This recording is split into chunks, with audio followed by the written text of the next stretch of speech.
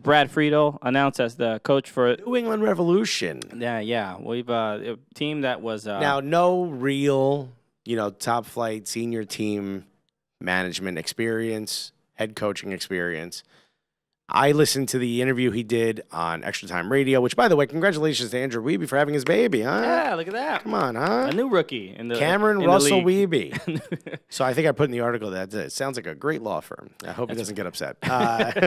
Sorry, buddy. But I listened to the interview he did, and he was talking about how him and his team, him and his crew and his staff that he already has. Like, how do you have a staff? You just got hired. You just run around with a goalkeeping coach, He knows a couple guys. Yeah. I'm just calling a couple. I just texted a few guys. That is the one thing I took from it. So he brought up, if you're better than the player he has now, he's going to look at you. He's going to look at you specifically. Okay. So get ready, buddy. This is going to be exciting. Yeah. Cooligans FC games just took a bit more importance. Oh, boy. Should I get new clothes? No, buddy. Okay? He's already watching you as we speak. He's behind the live wall. But Brad Friedel talks about how, he's going to look at every position. He's going to look at new players for every position. No one has the opportunity to be baked in. So, good luck to a fan of the show and friend of the show, Juan Agudelo. I don't know if he's listening out there in Poland. Hope you are. Poland? Sorry, Portugal. Very close. They're right next to each other, right, guys? Poland can host this tournament in this NIT. Buddy, let Poland host it. Poland's not doing anything. Come on, you got nothing, right? So he was talking about he's looking at youth players. He talked a lot about how he likes what Tata Martino did in Atlanta. He likes that fast. He likes action. He does want their players to be responsible defensively. So people were a little worried when he said that maybe that this is going to be a much more of like sort of an old school team.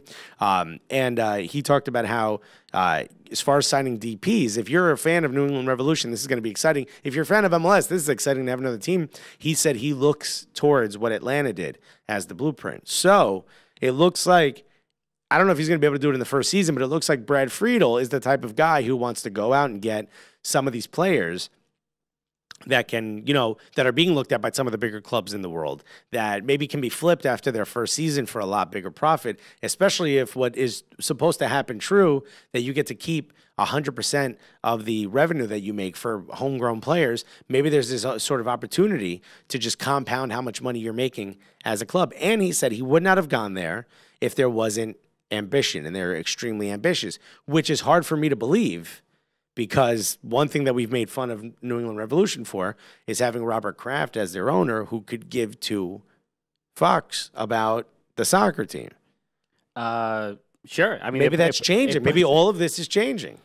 Can Brad Friedel change can he change Robert Kraft? I mean, I don't know. I mean, maybe. He's tall enough, you could scare him. I mean, I don't know if Robert Kraft is really the problem. I mean, when it comes to the lineup for New England, we talked. Rel Truther right now is just mad at you because he seems to be the problem for a lot of stuff. No, I mean, I'm saying Robert Kraft is not directly responsible for how bad the Revolution are. That's all I'm saying. Oh, that's true. That was Jay Heaps, and he's gone. Sorry. So, yeah, we know who's accountable, right? So again, we talked about this before. When you look up on paper a lineup of the Kai Kamara, Juan Agudelo, Fagundes, Lee Wynn, Kellen Rowe. You see a couple of those guys, you're like, all right, they're fine. They're gonna. Yeah. I mean, they're not gonna be the actually the sounds like one of the better teams. Worst team in the damn league. Yeah, that team is not only making the playoffs but should go far in it. So and there is hopefully Brad Friedel can change. I mean, I think he's gonna have to just change the lineup a lot because it looks like the foundation of the club and the chemistry amongst its players is really what the fundamental issue is. Yeah. So the one thing that I think scared me in that interview is he said like people were upset that like some players were playing out of position. Juan Agudelo is much more of a center forward. Here's where Lee Wynn likes to play. Here's where Fagundes likes to play. And they're kind of hard pieces to fit all together. Teal Bunbury and Kai Kamara and everyone. It's kind of hard to put them all together. And he was like, it doesn't matter where you want to play. It's like, where can you help the team? So that might be a little bit of what's already been happening there. That might be some old hat for some of these fans. Okay, maybe Brad Friedel will be like a tougher guy, tougher coach. I got to be honest though, from the interview, again, not a New England Revolution fan, but if I was, I'd be kind of inspired. I don't know if I bought the BS. You know what I mean? Maybe I did. Maybe I just bought the BS. Like, he didn't really say specifically, here's what we're going to do, and here's the formation, and here's what we're going to do. I think I just kind of like got caught up a little bit in what he was saying. I'm like, oh, this all sounds great. Yeah, I think in the era of like this MLS 2.0 and all the sexiness Me? of you, yeah, people, it's just It's really disrupting soccer. I'm perspiring quite a bit actually. Yeah. Links effects.